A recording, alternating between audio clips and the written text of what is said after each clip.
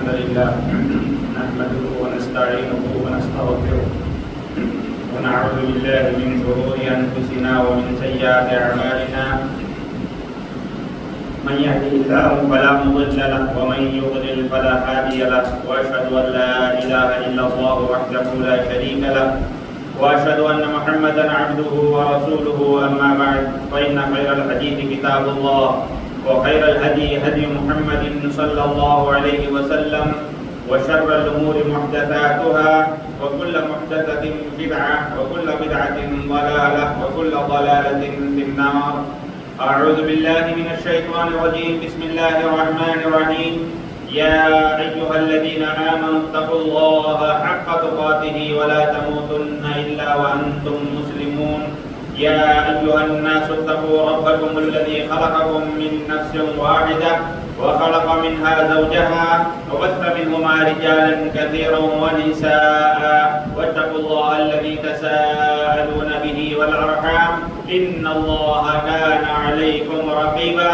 يا أيها الذين آمنوا اتقوا الله وقولوا قولا سديدا يصلح لكم أعمالكم ويغفر لكم ذنوبكم ومن يطع الله ورسوله فقد فاز فوزا عظيما. وقال عز وجل هل أتى على الإنسان حين من الدهر لم يكن شيئا مذكورا إنا خلقنا الإنسان من نطفة أمشاج نبتليه فجعلناه سميعا بصيرا. تمام تعریفیں مقدار کے لائق ہیں جس نے ہمیں پیدا کیا، ہمارے جینے کے سامان مہیا کیے اور ہمیں اچھی عیش و عشرت کی زندگی اللہ نے عنایت فرمایا. لاکھوں درود و سلام ہو تمام انبیاء علیہ السلام پر، خصوصاً پیارے نبی صلی اللہ علیہ وسلم پر، جن کی محنتوں اور کاوشوں سے آج ہم اسلام پر عمل کرنے کے لائق بنے ہوئے ہیں. اللہم صلی علی محمد وعلی آل محمد کما صلیت علی ابراہیم وعلی آل ابراہیم انک حمید مجید. اللہم بارک علی محمد وعلی آل محمد کما بارکت علی ابراہیم وعلی آل ابراہیم انک حمید مجید. محترم اسلامی بھائیوں، ماں اور بہنوں، رب العزت کا شکر ہے کہ اللہ تبارک و تعالیٰ نے آج ہمیں یہاں پر جمعہ کا خطبہ سننے کے لیے صحت و سلامتی کے ساتھ جمع فرمایا ہے.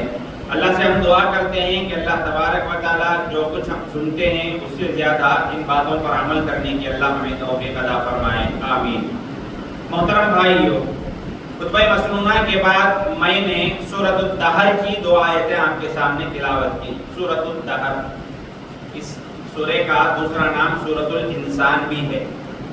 بہرحال اس سورے کی 2 آیتیں میں نے آپ کے سامنے تلاوت کی. اللہ تبارک و تعالیٰ ان آیتوں کے اندر انسان کی جو اصل حقیقت ہے اس کو سمجھا رہا ہے. سمجھانے کے بعد ایک پیغام دینا چاہتا ہے اللہ تبارک و تعالیٰ. انسان دراصل کیا تھا؟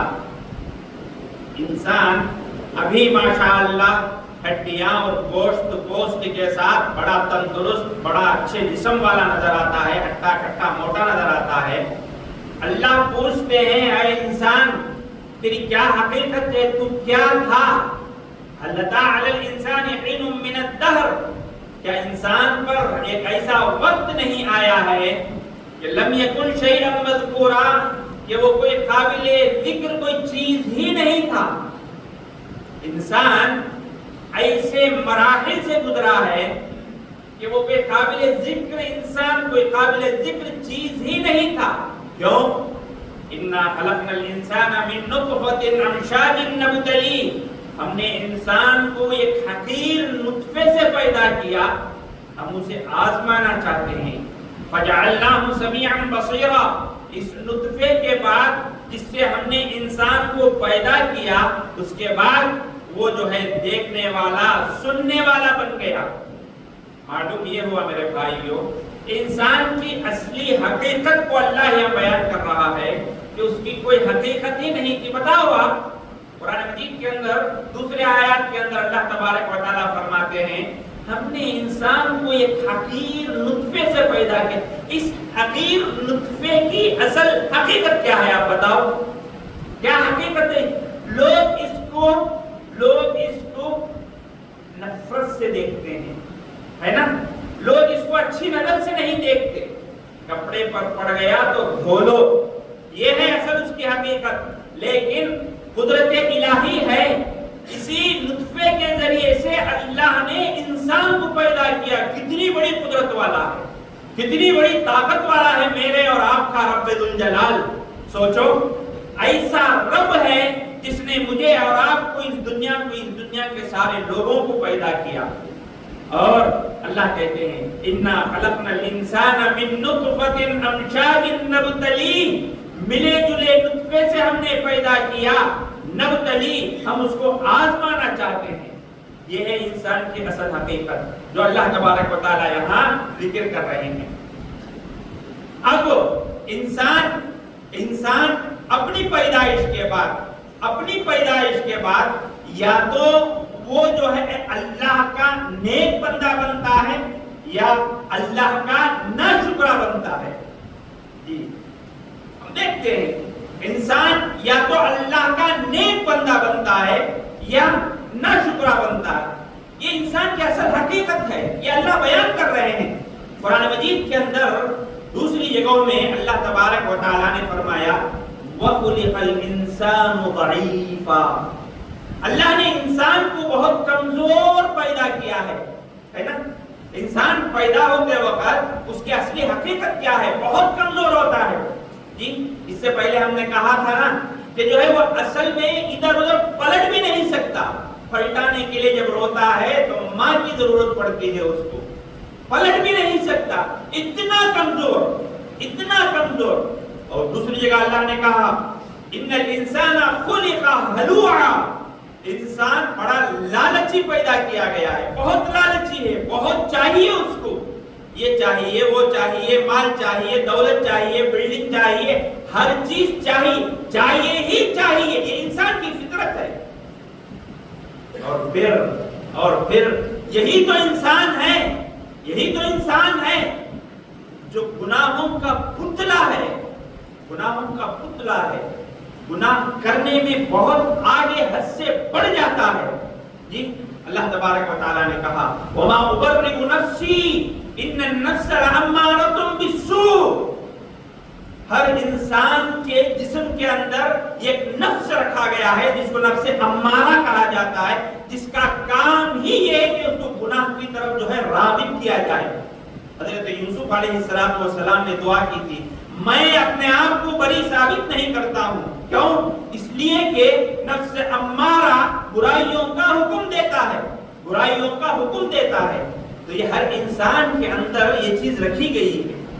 انسان کمزور ہے، انسان لالچی ہے، انسان گناہ کرنے والا ہے، انسان کے اندر یہ ساری فطرتیں رکھی گئی ہیں، اب ان ساری چیزوں کے رہتے ہوئے انسان کو ضرورت کس بات کی ہے؟ یہ اصل بات ہے، انسان کو اصل ضرورت کس بات کی ہے؟ انسان کمزور، لالچی، گناہوں کی طرف مائل، ایسی صورت میں اگر اللہ کی حفاظت ایک انسان کے ساتھ نہ رہے تو ایسی صورت میں نہ وہ دین کا نہ دنیا کا، اللہ کی حفاظت، اللہ کی مدد ہر انسان کے ساتھ اگر شامل حال نہ ہو تو ایسی صورت میں انسان ناکارہ ہو کر رہ جاتا ہے۔ بہت ضرورت ہے ایک انسان کو اللہ کی حفاظت کی، اللہ کی حفاظت کے بغیر انسان نہیں رہے گا، وہ جانوروں کی صف میں جا کر مل جائے گا۔ میرے اسلامی بھائیوں، کچھ چیزیں انشاءاللہ اسی کے تعلق سے آج ہم سنیں گے۔ جب ہم قرآن و حدیث کو ہم پڑھتے ہیں نا تو ایسا ہم کو معلوم ہوتا ہے کہ اللہ کے جو انبیاء ہوا کرتے تھے، اللہ کے جو پیارے انبیاء ہوا کرتے تھے، وہ انبیاء بھی وہ لوگ گنہگار نہیں تھے، معصوم تھے۔ اس کے باوجود، انبیاء معصوم رہنے کے باوجود، یہ اللہ کی حفاظت کے وہ طلبگار تھے، اللہ کی حفاظت وہ مانگ کر لیا کرتے تھے۔ یعقوب علیہ السلام جب اپنے بیٹے سے بچھڑ گئے یوسف علیہ السلام سے ان کے بھائیوں نے سازشوں کے تحت ان کو کنویں میں گرا دیا، اور اللہ کی حکمت اور مصلحت کے تحت وہ یوسف علیہ السلام مصر چلے گئے۔ مصر میں جا کر وہاں پر بہت سارے بہت لمبا قصہ ہے، بہت ساری مصیبتوں، آزمائشوں، پریشانیوں کے بعد وہ وزیر خزانہ بنے مصر کے۔ وزیر خزانہ بننے کے بعد ادھر یعقوب علیہ السلام اپنے لیے اپنے کھانے پینے کی چیزوں تک کے لیے جو ہے مجبور ہو گئے، تو اپنے بچوں کو مصر کو بھیجا، جاؤ جا کر کچھ کھانے پینے کے لیے تلاش کر کے لے کر آؤ۔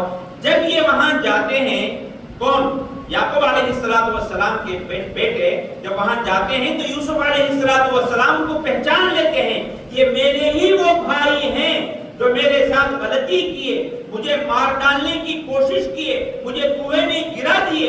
سمجھ جاتے ہیں لیکن بولتے نہیں۔ نبی تھے اللہ کے وحی کے ذریعے سے وہ ساری باتیں کرتے تھے، بہرحال بتاتے نہیں۔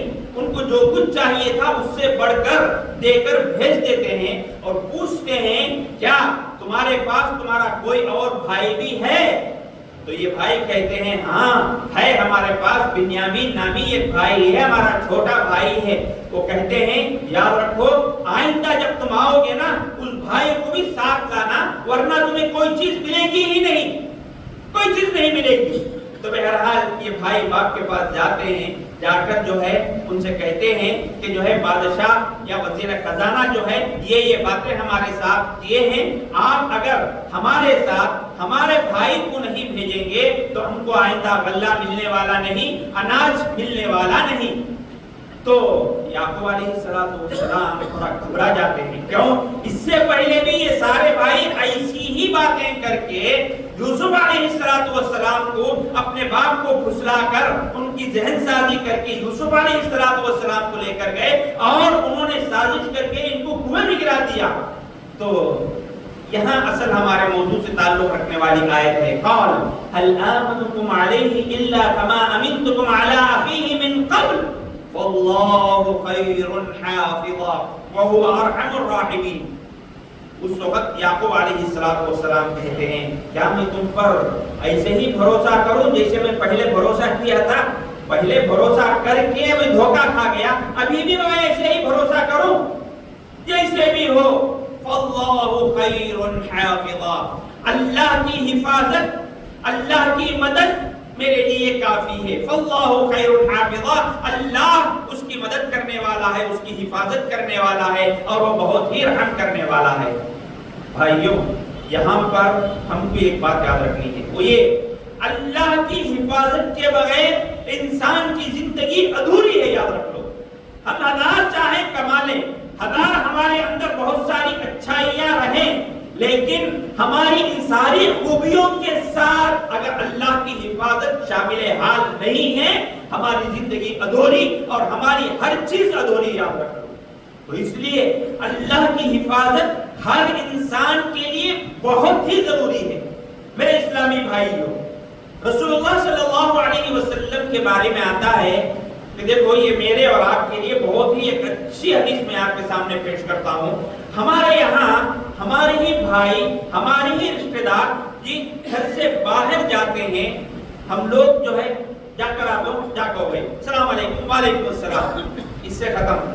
بہت ایک اچھی چیز ہم سے چھوٹی ہوئی ہے، اس دعا کو میں کہتا ہوں کہ ہر انسان کو یاد کرنا چاہیے۔ آپ کا بھائی، آپ کا رشتہ دار اور آپ کا کوئی بھی آدمی یہاں سے باہر جاتا ہے، کہیں باہر سٹی کو جاتا ہے یا ایک ملک کے باہر کہیں سعودی عرب یا کہیں بھی جو ہے باہر ممالک کو جاتا ہے، ہماری ذمہ داری ہے جا کر آؤ سلام علیکم نہیں۔ رسول نے ہمیں ایک بڑی اچھی تعلیم دی ہے اور وہ تعلیم ہمارے لیے بہت بڑی عبرتیں اور سبق آموز ہیں۔ یاد رکھ لو اس دعا کو، استودع اللہ دینک وامانتک وخواتیم عملک۔ دیکھو یہ دعا کتنی پیاری ہے، اس کا معنی سمجھو گے تو یاد کر لو گے، اور میں کہتا ہوں یاد رکھو اس دعا کو۔ کوئی بھی آدمی گھر کے باہر جاتا ہے نا، اس دعا کو دو، اپنے بچوں کو یہ دعا دو۔ کیا دعا ہے؟ میں تمہیں اللہ کی حفاظت میں بھیجتا ہوں، تمہارے دین کو اللہ تمہارے دین کی حفاظت کرے. یہاں سے تم جا رہے ہو, کہیں کچھ غلطی ہو جائے جی اور تمہارے ساتھ کوئی حادثہ ہو جائے, اللہ تمہارے اعمال کی حفاظت کرے. کیا پیاری دعا ہے, کیا پیاری دعا ہے. اپنے بچوں کو, اپنے رشتہ داروں کو اللہ کی حفاظت میں دو. یہ یہاں سے جا رہے ہیں, اللہ کی حفاظت کے ساتھ بھیجا کرو ان کو. کیوں؟ کیونکہ اللہ کی اگر حفاظت نہیں ہے, میں نے کہا نا زندگی ادھوری ہے, کچھ بھی ہو سکتا ہے. بچے گھر سے باہر جا رہے ہیں, امی میں جا کے آتا ہوں, ابا میں جا کے آتا ہوں, جاؤ کہو. ہم اتنا ہی جانتے, ہم اتنا ہی جانتے. لیکن یہ کیا پیاری دعا ہے, سر پر ہاتھ رکھے اور ان کو یہ دعا دیں, استودع اللہ دینک و امانتک و خواتیم عملک. اللہ کی حفاظت کے ساتھ ان بچوں کو ہم بھیج رہے ہیں, ان رشتہ داروں کو ہم بھیج رہے ہیں. اگر ہم ایسا کریں, اللہ کی حفاظت ان کے ساتھ رہے گی اور اس کے بعد انہیں کوئی بھی مصیبت, کوئی بھی پریشانی, کوئی بھی آفت, کوئی بھی تکلیف نہیں پہنچے گی اور وہ بحفاظت گھر واپس لوٹ آئیں گے انشاءاللہ. یاد رکھیے اس دعا کو میرے اسلامی بھائیوں. اس دعا کے تعلق سے پیارے نبی صلی اللہ علیہ وسلم ایک بڑی پیاری بات کہتے ہیں, بڑی پیاری بات. کان یقول رسول اللہ صلی اللہ علیہ وسلم اذا استودع شیئا حفظه. بڑی پیاری دعا, بڑی پیاری حدیث ہے. اللہ تبارک و تعالی جب کسی کو اپنی حفاظت میں لے لیتے ہیں نا, حفظه, اس کی پوری حفاظت کرتے ہیں. کسی کو اپنے ذمے میں لیتے ہیں اللہ تبارک. اگر ہم کہتے ہیں کہ جو ہے میں تم کو اللہ کی ذمے میں, اللہ کے ذمے میں بھیجتا ہوں, گویا کہ ہم نے ایک شخص کو اللہ کے ذمے میں دے دیا. پیارے نبی صلی اللہ علیہ وسلم فرماتے ہیں جب کوئی کسی کو اللہ کے ذمے میں دے دے, حفظہ, اللہ اس کی حفاظت کرتے ہیں. ہر بری چیز سے, ہر آفت سے, ہر تکلیف سے, ہر پریشانی سے اللہ اس کی حفاظت کرتے ہیں. اللہ کی حفاظت یا بہت ضروری ہو جاتی ہے میرے اسلامی بھائیوں.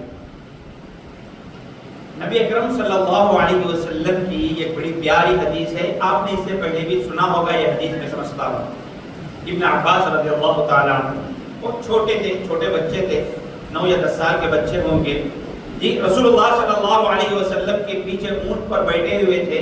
رسول اللہ صلی اللہ علیہ وسلم کے چچا زاد بھائی بنتے ہیں ابن عباس رضی اللہ تعالیٰ عنہ.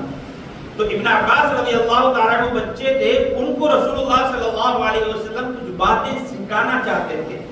رسول اللہ صلی اللہ علیہ وسلم نے اس حدیث کے اندر بہت ساری باتیں سکھائی, اس کی تفسیر کا موقع نہیں ہے.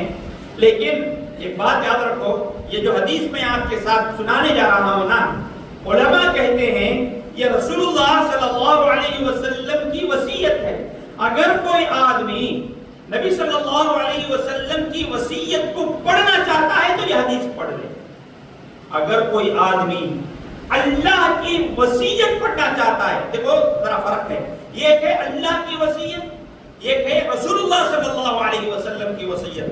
اگر کوئی آدمی اللہ کی وصیت کو پڑھنا چاہتا ہے تو ایسی صورت میں اس کو سورۃ الانعام کی آیت نمبر 180 پر 1, 180 پر 2, 180 پر 3 یاد رکھ لو. یہ آیتیں پڑھ لیں, یہ اللہ کی وصیت ہے. بڑی لمبی آیتیں بھی ہیں اور بڑے لمبے جو ہے وصیتیں اللہ کی طرف سے بندوں کو دی گئی. اگر رسول اللہ صلی اللہ علیہ وسلم کی وصیت کوئی پڑھنا چاہتا ہے, یہ حدیث پڑھ لے. کون سی حدیث؟ وہ حدیث جو حضرت حضور صلی اللہ علیہ وسلم حضرت ابن عباس رضی اللہ تعالیٰ عنہ کو دے رہے تھے. کیا دے؟ بڑی پیاری حدیث ہے, وہ پوری کا تو موقع نہیں ہے, موضوع کے تعلق سے میں 2-3 باتیں آپ کے سامنے کہوں گا. ابن عباس رضی اللہ تعالیٰ عنہ سے پیارے نبی صلی اللہ علیہ وسلم نے فرمایا, یا غلام, اے بچے, ہم سارے کے تھے, اے بچے, چچا زاد بھائی بھی تھے, اے بچے سنو سنو, احفظ اللہ یحفظ, تم اللہ کی حفاظت کرو, اللہ تمہاری حفاظت کرے گا. آپ سوچیں گے, آپ پوچھیں گے بھی, اللہ کی ہمیں کیا وہی حفاظت کرنا, اللہ تو ہماری حفاظت کرتا نا, اللہ کی ہمیں کیا حفاظت کریں گے. احفظ اللہ یحفظ, اے بچے تم اللہ کی حفاظت کرو, اللہ تمہاری حفاظت کرے گا. کیا معنی؟ کیا معنی؟ اس کا مطلب یہ ہے کہ اللہ کے علماء نے اس کو عربی کے اندر اس طریقے سے بیان کیا ہے، احفظ اللہ، یعنی اللہ کے احکام کی اور اللہ کے شریعت کی تم حفاظت کرو، اللہ تمہاری حفاظت کرے گا. جی، اللہ کی شریعت کی حفاظت کرو، اللہ کے قوانین کی حفاظت کرو، اللہ کے قانون کی حفاظت کرو، جو کچھ احکام اللہ نے دیے ہیں اس کی حفاظت کرو، اللہ تمہاری حفاظت کرے گا. پھر پیارے نبی صلی اللہ علیہ وسلم نے فرمایا احفظ اللہ تجدہ تجاہک، اللہ کے قوانین کی تم حفاظت کرو، کوئی بھی پریشانی آئے، کوئی بھی مصیبت آئے، کوئی بھی ٹینشن آئے، اللہ کو تم اپنے سامنے پاؤ گے. کیا مطلب؟ یعنی اللہ تمہاری مدد کرے گا، اللہ کی حفاظت تمہارے سامنے آئے گی، کوئی ٹینشن ہونے کی ضرورت نہیں ہے، اللہ کی حفاظت تمہیں پوری طریقے سے میسر ہوگی. تم اللہ کے قوانین کی، اللہ کے شریعت کی تم حفاظت کرو، اللہ تمہیں پوری طریقے سے اپنی حفاظت میں لے لے گا. میرے اسلامی بھائیوں، ہم جب دیکھتے ہیں قرآن کے نصوص کو، حدیث کے نصوص کو، جب ہم ان قوانین کی جب ہم پابندی کرتے ہیں نا، شریعت کی جب ہم پابندی کریں گے، اللہ کے قوانین کی جب ہم پابندی کریں گے، ہم بھی کامیاب ہوں گے انشاءاللہ، دنیا کے اندر اور آخرت کے اندر بھی. اور یاد رکھو ہمارے جانے کے بعد ہمارے زندگی میں اللہ کی حفاظت ہمیں ملے گی. ہمارے جانے کے بعد ہمارے آل و اولاد کو اللہ کی حفاظت ملے گی. بہت بڑی چیز ہے. ہمارے جانے کے بعد ہمارے آل و اولاد حفظ میں رہیں گے، امان میں رہیں گے، ان کو اللہ کی حفاظت نصیب ہوگی، میسر ہوگی. کیا دلیل ہے؟ فانطلقا حتى اذا اتيا على اهل قرية استطعما اهلها فابوا ان يضيفوهما فوجدا فيها جدارا ينقض. جو آیت سورہ کہف کے اندر ہے، حضرت موسیٰ اور خضر علیہ السلام کا جو قصہ ہے، اس کے اندر حضرت موسیٰ اور خضر مل کر جاتے ہیں. جاتے وقت بہت سارے چیزیں ہوتے ہیں، اس میں سے جو ہے یہ گاؤں کے پاس جاتے ہیں، ایک دیوار وہاں گری پڑی رہتی ہے. خضر علیہ السلام کہتے ہیں کہ موسیٰ علیہ السلام سے آؤ ہم دونوں مل کر اس دیوار کو کھڑا کر دیتے ہیں، یعنی اس دیوار کو جو ہے اٹھا دیتے ہیں. تو خضر علیہ السلام نے کہا یہ گاؤں والے تو ہم کو کھانا بھی نہیں دیے، ایسے آدمیوں کے پاس جا کر جو ہے تم ان کی مدد کرو گے؟ تو موسیٰ علیہ السلام کو خضر علیہ السلام نے کہا دیکھو میں جو بولا وہ سنو، تم نہیں سن رہے ہو. 3 باتیں تھی، تفصیل کا موقع نہیں ہے، یہ آخری بات تھی. کہا کہ اب اس کے بعد تمہاری اور میری جدائی ہے. تو موسیٰ علیہ السلام نے کہا کہ تفصیل بتاؤ. تو ایک چیز کی تفصیل بتاتے ہیں. اس میں سے یہ جو دیوار جو کھڑا کیے، جس کے نہ کھڑا کرنے کو موسیٰ علیہ السلام کہہ رہے تھے، تو اس کی تفصیل حضرت خضر علیہ السلام کہتے ہیں وَأَمَّا الْجِدَارُ فَكَانَ لِغُلَامَيْنِ يَتِيمَيْنِ فِي الْمَدِينَةِ وَكَانَ تَحْتَهُ كَنْزٌ لَهُمَا وَكَانَ أَبُوهُمَا صَالِحًا. موسیٰ اس دیوار کو میں کیوں کھڑا کیا معلوم؟ اس لیے کہ یہ دیوار جو ہے نا، یہ 2 یتیم بچوں کا گھر تھا. اور میں کیوں اس کے لیے کھڑا کیا؟ یہ اس لیے کہ اس کے نیچے سونا تھا. وَكَانَ أَبُوهُمَا صَالِحًا، اور ان کے ماں باپ جو تھے وہ نیک تھے. اگر میں یہ دیوار نہ کھڑا کرتا، ہو سکتا ہے کہ اس خزانے کو کوئی دوسرا آدمی لے کر چلا جاتا. اس لیے میں نے جو ہے چونکہ ان کے ماں باپ نیک تھے، اس کے لیے جو ہے میں نے یہ جو ہے حفاظت کے انتظامات میں نے کر دیے. بھائیو، یہاں ہمیں یہ بہت بڑا پیغام ملتا ہے. ہم اگر نیک رہیں گے، ہماری زندگی اگر صحیح رہے گی، ہماری آل و اولاد پر اس کا اثر ہوئے گا. ہم اگر نیک رہیں گے، زندگی میں اللہ کی حفاظت ہم کو ملے گی. ہمارے جانے کے بعد ہمارے اولاد کو بھی یہ حفاظت نصیب ہوگی اللہ کی طرف سے. یاد رکھو. تو میرے اسلامی بھائیوں، اب ہم کو یہاں دیکھنا یہ ہے کہ یہ حفاظت ہم کیسے حاصل کر سکتے ہیں. اللہ کی یہ جو حفاظت ہے نا، یہ ہم کیسے حاصل کریں؟ 2-3 باتیں آپ کو بتا کر بات ختم کر دوں گا. یہ حفاظت ہم کو کیسے میسر ہوگی؟ حاصل کرنے کا راستہ بھی چاہیے نا. شریعت نے اس شریعت کے نصوص نے اس بارے میں ہم کو کیا بتایا ہے؟ بھائیو چھوٹی چھوٹی چیزیں ہیں، اگر ہم کر لیں واللہ ہماری زندگیوں کے اندر چین آئے گا، سکون آئے گا، اور اللہ کی حفاظت ہمارے لیے میسر ہوگی. یاد رکھو چھوٹی چھوٹی چیزیں ہیں. مثال کے طور پر گھر سے ایک انسان باہر نکلتا ہے، جی گھر سے ایک انسان باہر نکلتا ہے، باہر نکلتے وقت جا کر تم کی بیوی کو بتا دے، ہے کہ نہیں؟ وہاں پر شریعت نے کیا سکھایا ہے، ہم شریعت کیا بتا کر دیتی ہے ہم؟ وہاں پر ایک دعا ہے میرے بھائیو، بسم اللہ توکلت علی اللہ، اللہ کے بھروسے پر میں نکل رہا ہوں، اللہ کے نام سے اور اللہ کے بھروسے پر میں نکلتا ہوں. اس کے بعد ایک بڑی پیاری دعا ہے، اللہم انی اعوذ بک ان اذل او اذل او اظلم او اجہل او اجہل. بڑی لمبی دعا ہے، یہ اتنی ہی دعا ہے، لمبی نہیں. اس کا مطلب یہ ہے اے اللہ میں تیرے نام سے نکلتا ہوں، تیرے بھروسے پر نکلتا ہوں. اے اللہ میں تیرے پناہ میں آتا ہوں کہ میں ذلیل کر دیا جاؤں یا میں کسی کو ذلیل کروں. اے اللہ میں تیرے پناہ میں آتا ہوں کہ میں کسی پر ظلم کروں یا کوئی مجھ پر ظلم کرے. اے اللہ میں تیری پناہ میں آتا ہوں کہ مجھ پر کوئی جہالت کرے یا میں کس پر جہالت کروں، کسی پر جہالت کروں. یہ دعا ہے، یہ دعا ہے میرے اسلامی بھائیوں. یہ دعا جب ایک انسان کرتا ہے نا، حدیث میں آتا ہے جب ایک انسان یہ دعا پڑھ کر گھر کے باہر نکلتا ہے، شیطان دروازے کے پیچھے کھڑ کر رونے لگتا ہے. اور کیا کہتا ہے شیطان؟ کفیتا وہدیتا، کفیتا وہدیتا، اللہ کی حفاظت تمہارے لیے کافی ہے اور تمہیں سیدھا راستہ مل گیا. یعنی یہاں سے باہر نکلو گے، جو بھی تم کام کرو گے انشاءاللہ اس کے اندر تمہارے لیے کامیابی ہی کامیابی ہوگی اور تم سیدھے راستے پر رہو گے اور تمہارے لیے جو ہے کوئی غلط راستہ میسر نہیں ہوگا. چھوٹی سی دعا. شیطان کیا کہتا ہے دیکھو، کفیتا یعنی اللہ کی حفاظت تمہارے لیے کافی ہے.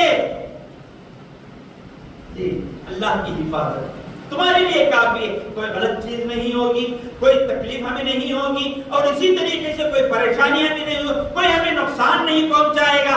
اسی طریقے سے میرے بھائیوں، اسی طریقے سے احادیث کے اندر آتا ہے کہ ایک انسان گھر کے اندر جب آ جاتا ہے نا، گھر کے اندر جب آتا ہے تو ایسی صورت میں وضو کر کے، یا اگر باوضو ہے 2 رکعت نماز اگر پڑھ لے گا نا، 2 رکعت نماز اگر پڑھ لے گا تو ایسی صورت میں باہر سے لے کر آیا ہوا سارا ٹینشن اس کا دور ہو جاتا ہے اور اللہ کی وہ حفاظت میں آ جاتا ہے. باہر جاتے وقت بھی اور گھر کے اندر آتے وقت بھی نماز پڑھنے کا جو ہے تذکرہ احادیث کے اندر ہم کو ملتا ہے. کہیں دور گئے تھے یا ہے کہ کوئی لمبے سفر پر گئے تھے یا ہے کہ جو ہے کوئی بڑے کاروبار میں گئے تھے، آتے ہی ہم لوگ جو ہے پلس مائنس فائدہ اور نقصان کی تو ہم بہت فکر کرتے ہیں، لیکن کبھی ہم یہ نہیں فکر کرتے کہ شریعت نے ہمیں کیا جو ہے اسباب دی ہیں، کیا دروس دی ہیں، یہ ہم دیکھتے نہیں. جی ایسے موقع پر جب اللہ نے ہمیں بہت ساری دولت دی ہے،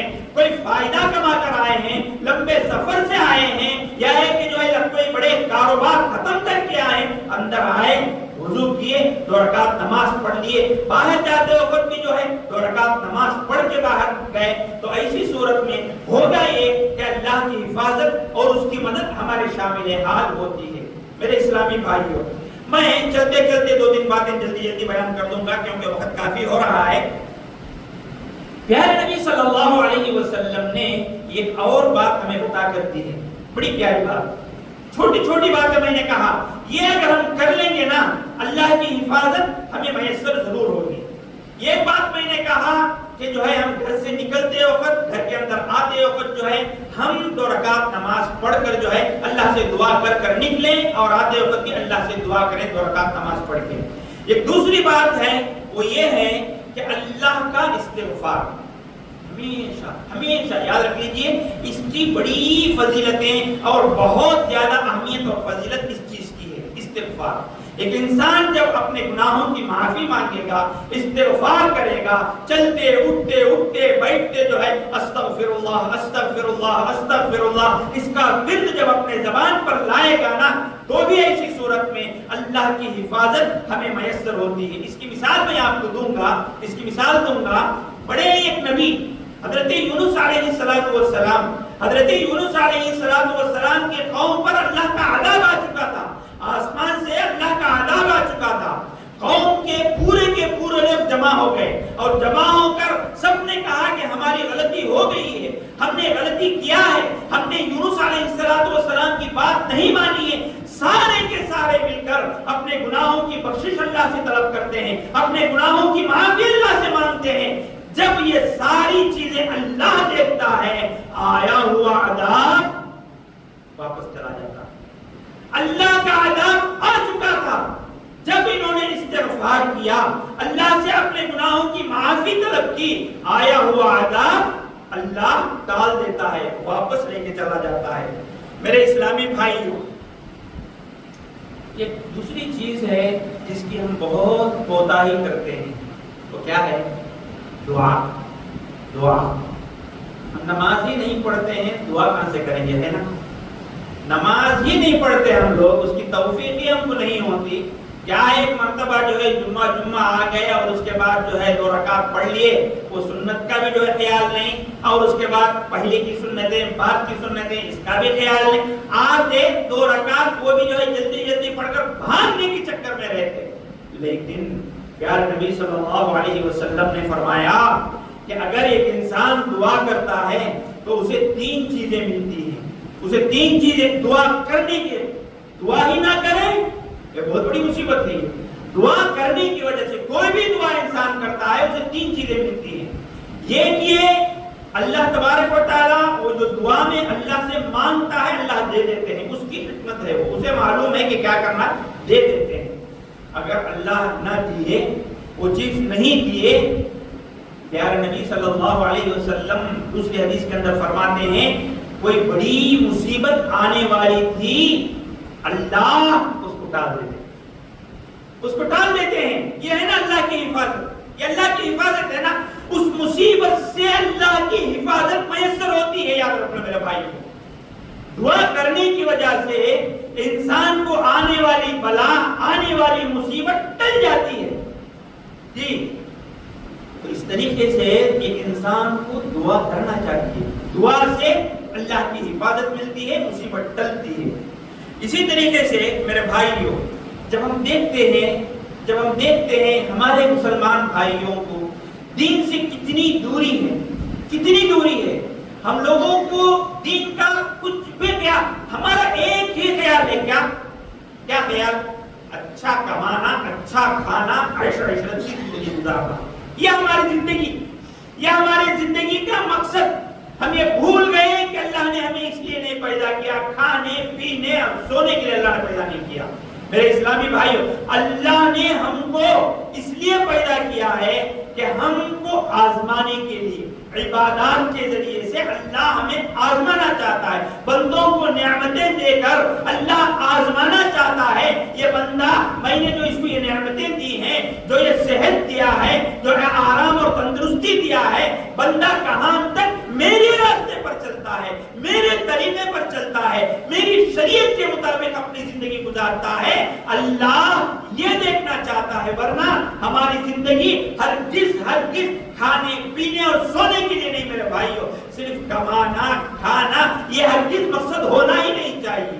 مجھے اس لیے کہتا ہوں، آج کا عنوان ہے اللہ کی حفاظت۔ عنوان کے اندر ایک حدیث آپ کے حوالے کرتا ہوں، کیا ہے؟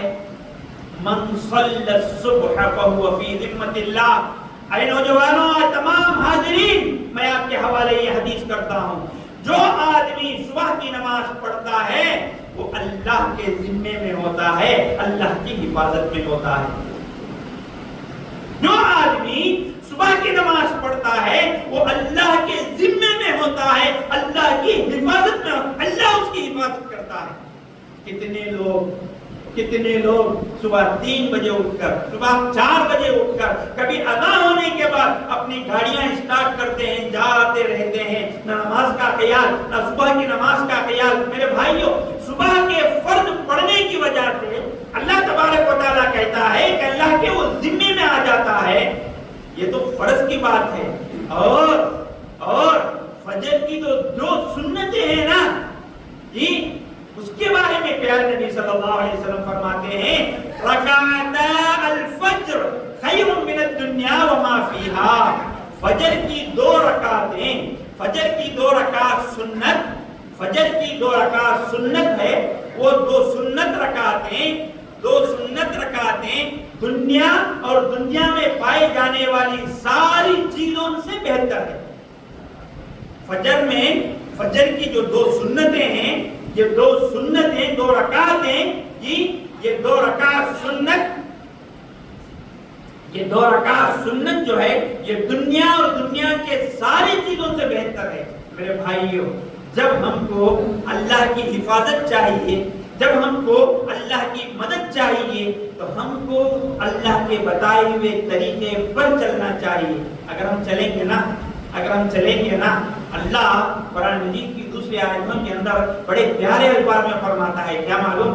اِنَّا لَنَنْصُرُ رُسُلَنَا وَالَّذِينَ آمَنُوا فِي الْحَيَاةِ الدُّنْيَا، یا اللہ ہم ضرور مدد کریں گے اپنے رسولوں کی اور ان لوگوں کی جو ایمان لائے۔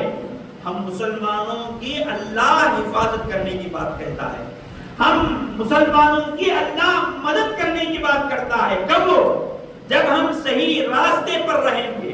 اسی طریقے سے اللہ نے کہا وَكَانَ حَقًّا عَلَيْنَا نَصْرُ الْمُؤْمِنِينَ، ہم پر مومنوں کی مدد کرنا ہمارے اوپر فرض ہے۔ اللہ نے کہا، اللہ کہتا ہے کہ ہم پر فرض ہے، مومنوں کی مدد کرنا ہم پر فرض ہے۔ میرے بھائیو، جمعے کا پیغام یہ ہے کہ ہم کو اگر ہماری زندگی بدلیں گے، ہماری روش بدلیں گے، ہماری چال بدلیں گے، ہم دین کی طرف آئیں گے، اللہ کی حفاظت کی اگر ہم کو ضرورت ہے تو ضرور ہم کو اپنی زندگی بدلنا ہوگا، دین کی طرف آنا ہوگا، جو ہم سنتے ہیں اس کے مطابق ہم کو عمل کرنا ہوگا۔ یاد رکھ لو، میں نے بتا دیا، میں یا کوئی بھی عالم آپ کو کوئی چیز بتا دیا، اس کی ذمہ داری ختم، اللہ اس کو کل نہیں پوچھے گا۔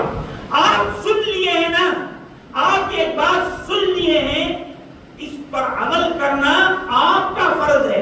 کل کے دن اللہ بولنے والے کو نہیں، سننے والے کو پوچھے گا۔ یاد رکھ لو بندے، تو نے یہ ساری باتیں جمعے کے دن، جمعے کے خطبے میں فلاں عالم کے زبانی تو نے سن لیا تھا، کیوں عمل نہیں کیا؟ وہاں جا کر عذاب کے فرشتے جو ہیں نا، عذاب کے فرشتے جہنم میں، یہ جو جہنم میں جل رہے ہوں گے، ان سے یہ جہنم میں جلنے والے کہیں گے، کیا کہیں گے؟ تم لوگ دعا کرو فرشتوں، تم لوگ دعا کرو ہم سے یہ عذاب، یکفف عنا یوما من العذاب، اے اللہ ایک دن تھوڑی دیر کے لیے یہ عذاب ہم سے جو ہے یعنی کم کر دے، ٹال دے نہیں، تھوڑا کم کر دے۔